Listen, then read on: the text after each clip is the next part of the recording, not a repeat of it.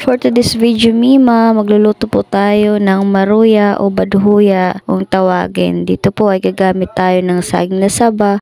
Itong saging nga pala ay sobra lang to ng isang araw na hindi ko naubos lutuin. Lulutuin na nga lang natin kesa naman masayang. At dyan nga ay bumili ako ng harina at saka mantika sa bayan. Doon na nga lang ako bumili kasi mas mura doon kesa dito sa amin. Dodorogin na nga sana to gamit ang kutsara pero parang hindi ko kakayanin. Kaya gagamit ako ng kamay para mas mapadali ang pagdurog natin at hindi na nga tayong mahirapan. Naghugas nga pala ako ng kamay dyan bago durugin. Baka sabihin nyo hindi ako naghugas. Pagkatapos kong durugin yan ay lalagyan ko ng harina at halo-haloin ulit. Kailangan haluin ng mabuti para mas kubag-kumbay yung saging at saka yung harina.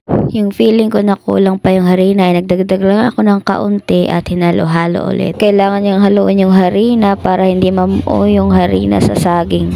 Naglagay nga lang po pala ako dyan ng kunting asukal pang dagdag tamis. Pagkatapos natin lagyan ng asukal at haluin ay tatabi lang muna natin to para magpainit ng mantika sa kawali. At nang uminit ng mantika ay nagdahan-dahan tayo paglagay pa isa-isa at pakunti-kunti lang para mas madaling lutuin. Antayin nga lang natin mag golden brown bago natin baliktarin sa kabila. At yan na, pag ganyan na, pwede na po siyang hanguin.